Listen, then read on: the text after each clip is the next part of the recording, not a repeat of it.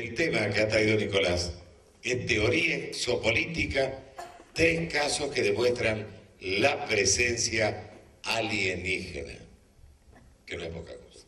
Nicolás, lo recibimos con un aplauso, por favor. Muy buenas tardes. Ok, bueno, bastante ambicioso el título de la presentación que quiero hacer. Y omití deliberadamente un adjetivo. En realidad es una demostración formal, no es una demostración empírica.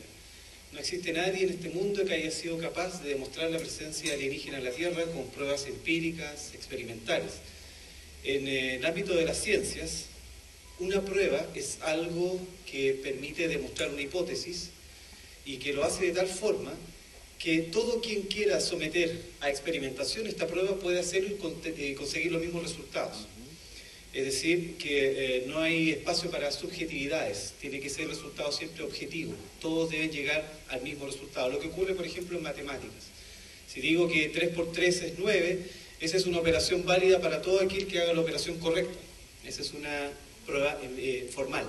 En el ámbito de lo empírico es difícil porque hasta ahora tenemos muchas sospechas, muchos indicios de que los ovnis están asociados a presencia alienígena, pero no existe efectivamente una prueba empírica definitiva. Eso hay que dejarlo muy claro porque rondan en todos los ambientes ufológicos muchos discursos que hablan muy abiertamente de la presencia extraterrestre, de los alienígenas en la Tierra, etc. Y eso hay un convencido de que es así. De hecho, todo participante del movimiento exopolítico internacional necesariamente es alguien que cree que hay presencia de alienígenas en la Tierra. Pero nos basamos en sospechas, nos basamos en indicios, nos basamos en especulaciones, aunque van a ver ustedes que algunas de ellas son absolutamente sensatas y razonables.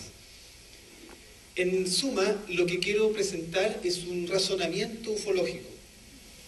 Y los elementos que quiero presentar son los siguientes. Primero, los elementos primarios o básicos de la ufología.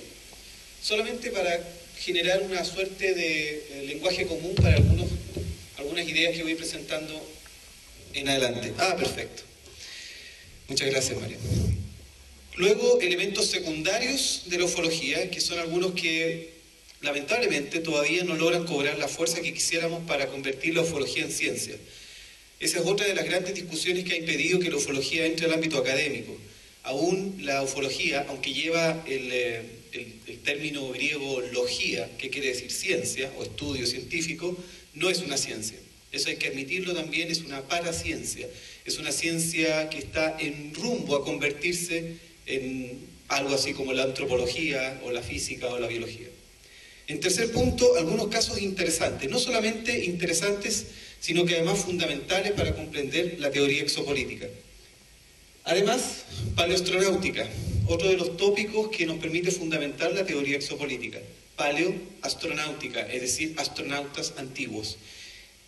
Todos estos elementos los voy a sobrevolar muy sinópticamente porque no cuento con demasiado tiempo, tenemos solamente 1 hora para esto. Y finalmente, 3 casos que son realmente descollantes y son sumamente relevantes porque ofrecen una evidencia realmente desconcertante, pero además son sospechosamente muy desconocidos.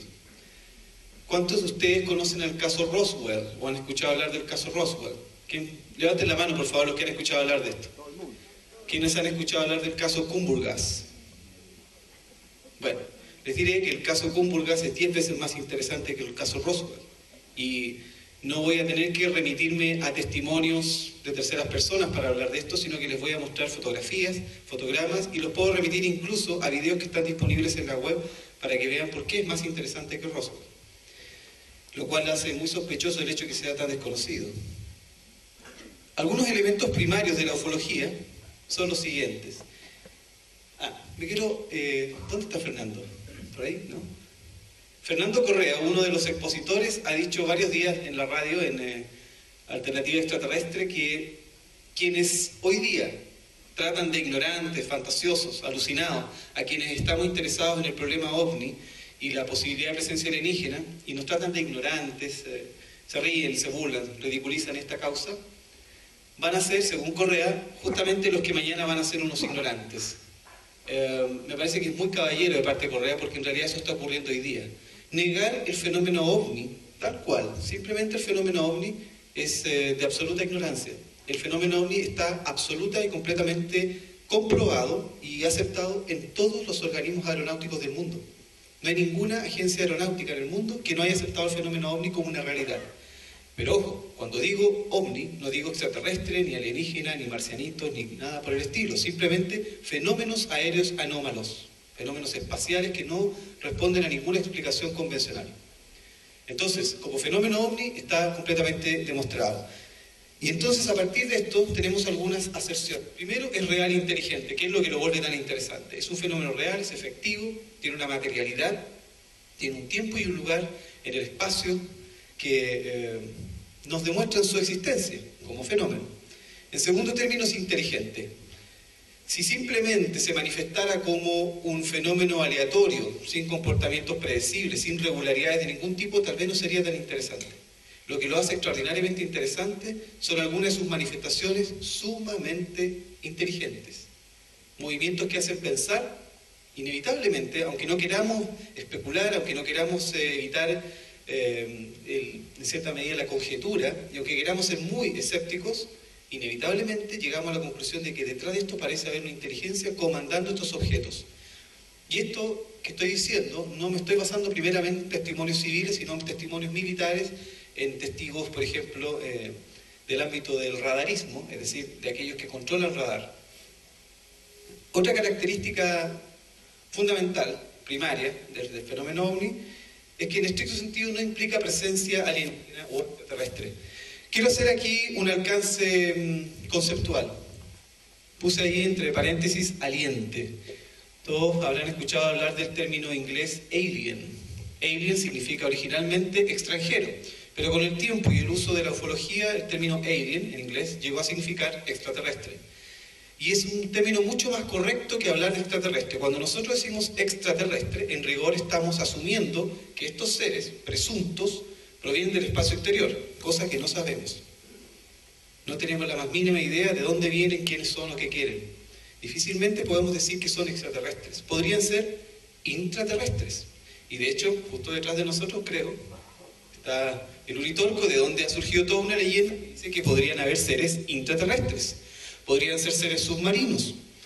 Hay múltiples lugares y rincones en este planeta donde esconder una civilización completa.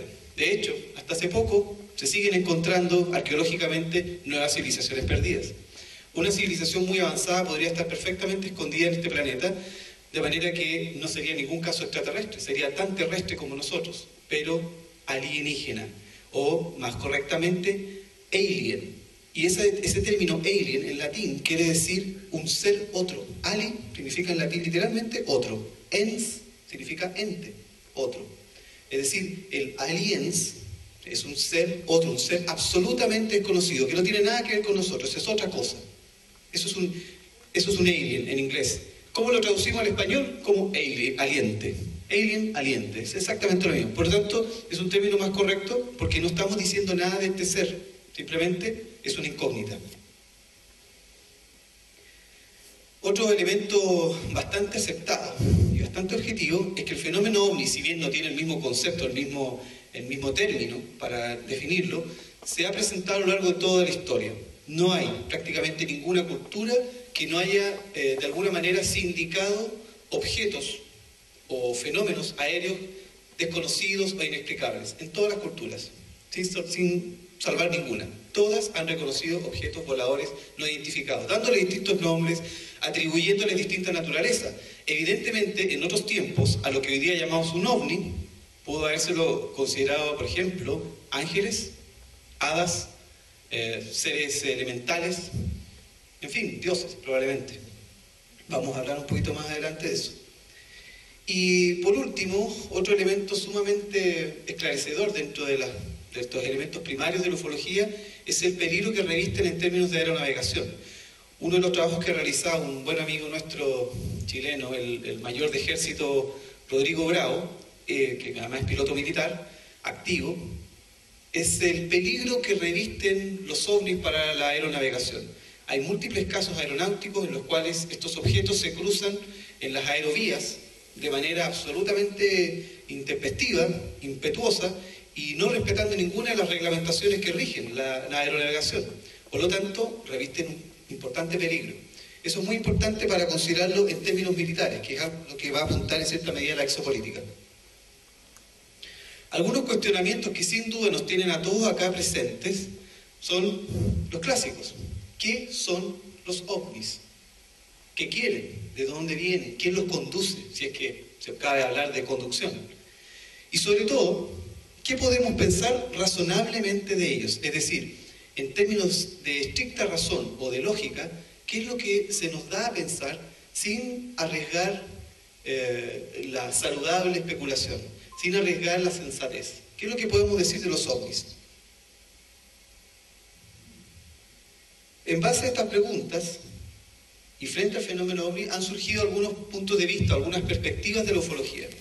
Hay, por decir así, tendencias o escuelas incluso, yo diría mejor, perspectivas interpretativas del fenómeno, es decir, grupos de personas que se paran desde un cierto ángulo para observar el fenómeno y a partir de ese ángulo lo conceptúan, le dan una cierta calidad, una cierta condición, le atribuyen una cierta naturaleza. En el caso de la ufología psicosocial, se considera que fundamentalmente el fenómeno ovni es una proyección psicológica de nosotros mismos, de los seres humanos.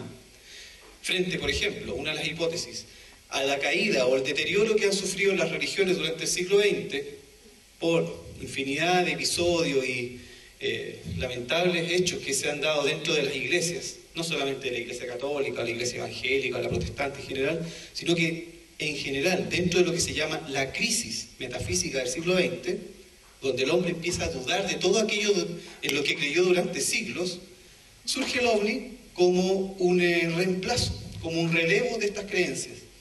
Y entonces, en vez de creer en ángeles, profetas, salvadores, comenzamos a creer en estos hermanos mayores que vienen del espacio a salvarnos. De eso no hay ninguna evidencia. Esa es una leyenda, es un relato, una narración que nos han entregado algunos supuestos contactados. Es decir, personas que aducen haber tenido encuentros cercanos de directo contacto con extraterrestres o con alienígenas, valientes, como ustedes quieran llamarlo. Pero de eso no hay ninguna prueba. El ámbito de especulación sobre este fenómeno psicológico y social se le llama ufología psicosocial. Luego tenemos la ufología aeronáutica. Es una ufología que se encarga exclusivamente de los casos aeronáuticos, aquellos que reportan pilotos civiles y pilotos militares, que son muchos. Ustedes dirán, ¿pero por qué no nos enteramos de todo eso? Por una razón muy simple. Hasta hace unos pocos años en Chile, que ha sido uno de los países que afortunadamente ha tenido un carácter un tanto vanguardista en términos ufológicos, sobre todo por la cantidad de avistamientos que tenemos en Chile. Chile probablemente sea el tercer o cuarto país del mundo con más avistamientos, después de Estados Unidos y México, evidentemente. Entonces, muy temprano se generó una oficina, que es el CEFA, el Comité de Estudio de Fenómenos Aéreos Anómalos, dependiente de la Fuerza Aérea de Chile, que investiga todos estos casos aeronáuticos. Y son múltiples. Hasta que no se formó esta oficina, habían protocolos internos dentro de las líneas aéreas, por ejemplo, comerciales, para simplemente, primero pasar al piloto que reportara un ovni por el diván del psicoanalista. Era fundamental. Lo más probable es que estuviera loco, que estuviera alucinando, proyectara su inconsciente, quizás qué cosa. Si pasaba estos test, tenía que estar durante un tiempo sometido a otras pruebas y reacondicionamientos para volver a ejercer.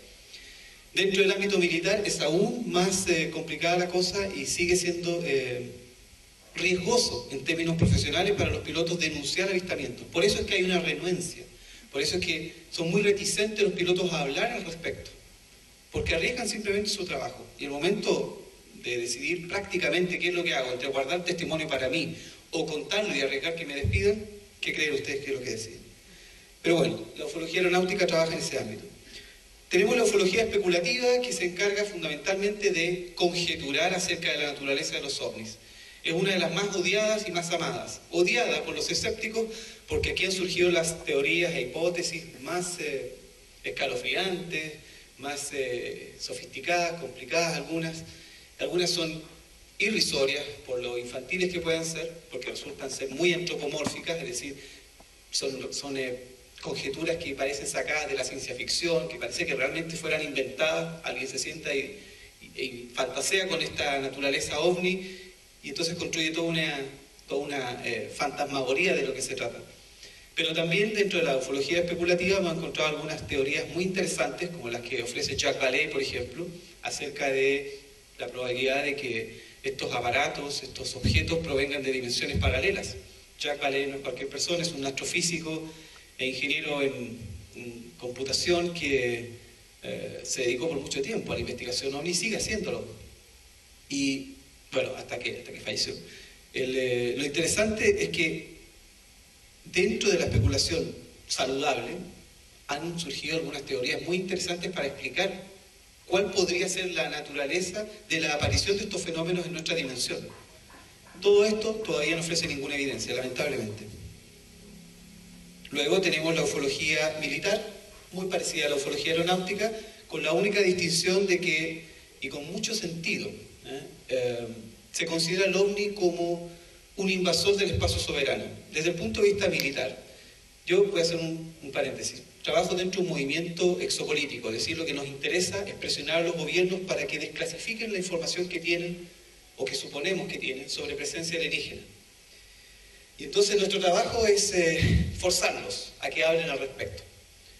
Y nuestro blanco principal son los militares, justamente, que son quienes parecen esconder esta información.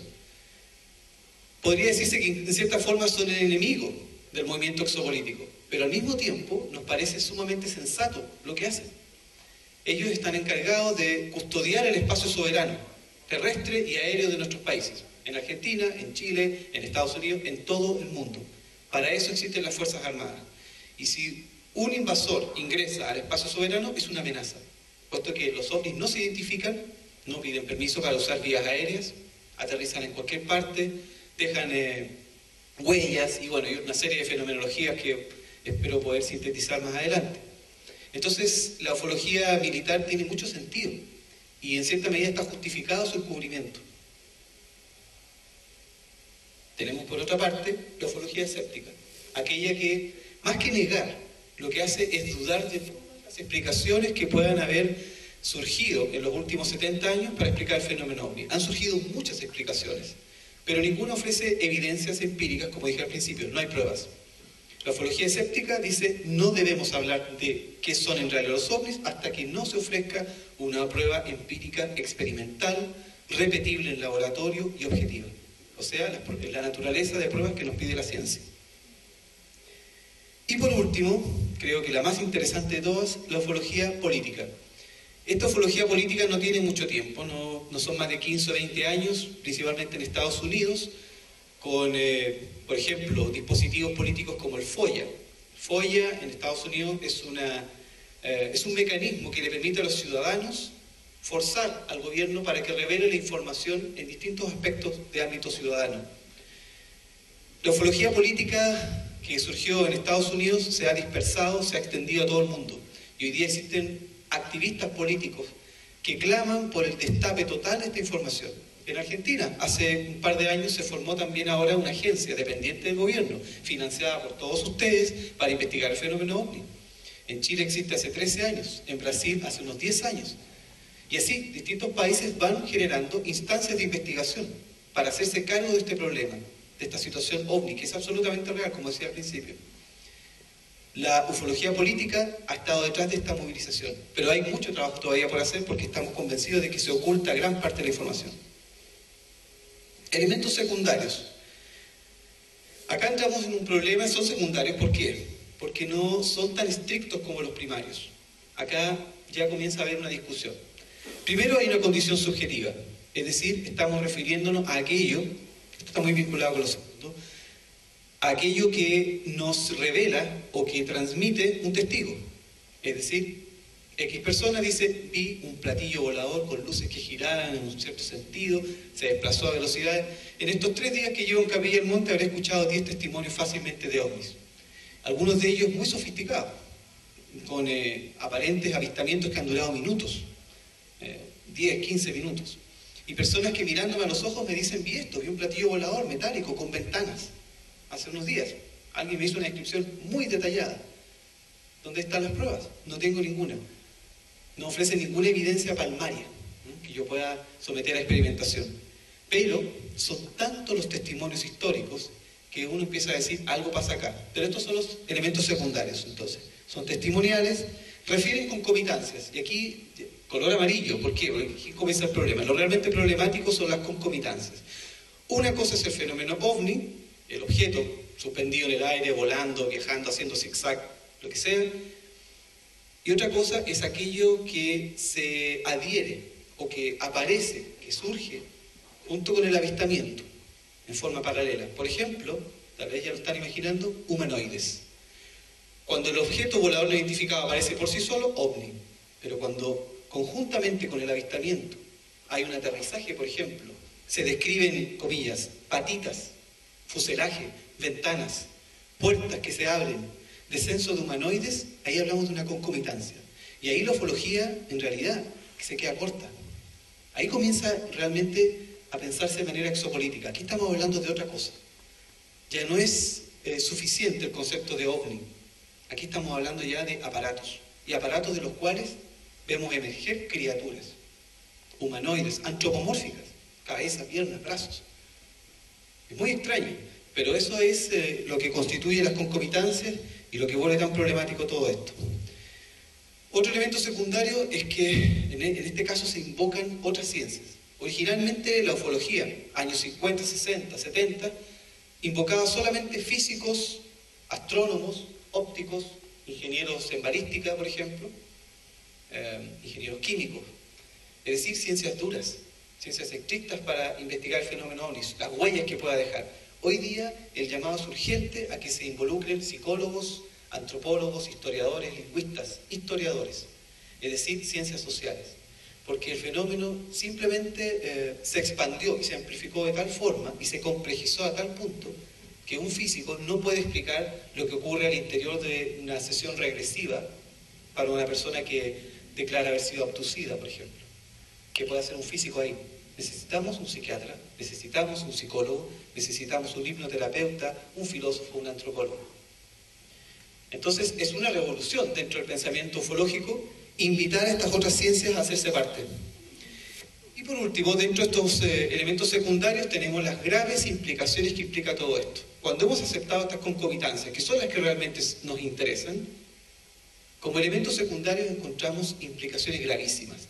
Nada menos, damas y caballeros, estamos hablando acá de qué pasaría si nos dejamos de cuentos, si nos dejamos de lucecitas ambiguas en el cielo, sino que hablamos de platos lenticulares, con forma de lenteja, de lente, metálicos, de los cuales debemos surgir patas telescópicas. Todo eso que ustedes pueden haber visto en películas no surgió en el mundo cinematográfico, surge en el relato de la gente. Surge en oleadas como la oleada francesa, por ejemplo, en la que campesinos, analfabetos, describieron naves espaciales, de las cuales emergían seres absolutamente bizarros, que no corresponden en ningún caso a una descripción de un ser humano, en ningún caso. Pero aún queda más, vamos a hablar de un caso muy reciente. Bueno, algunos casos interesantes dentro de la ufología, y no solamente casos, también algunos tópicos, algunos aspectos interesantes de la ufología, para fundamentar siempre la exopolítica, son a considerar lo siguiente. La ufología se compone de dos elementos básicos. El testimonio. Gran parte de lo que hemos construido como cultura ufológica está basada en testimonios. Lo que cuenta 1, 2, 3, 4 personas, 10, 100, 20. En el caso de la aparición de Fátima, por ejemplo, hace muchos años, que está indicada como una experiencia religiosa, tiene todas las características de una experiencia ufológica. Y fueron miles de personas testigos de ello. Tenemos además registros audiovisuales, filmaciones, audios, videos, fotografías y experiencias en las que se dan las dos cosas. Están los testigos y están los registros. Estas son las más impresionantes. Ahora sí me voy a los casos, voy a ir muy rápido. El interés acá es solamente referirlos. Toda esta información ustedes la pueden encontrar en internet para quien quiera profundizar, y si no, van a quedar acá en las referencias para que puedan comunicarse posteriormente y solicitar y decir: hey, Nicolás, me interesó el caso de Tunguska, ¿me pueden mandar información? Yo encantado mandaré links y literatura y todo lo que corresponda.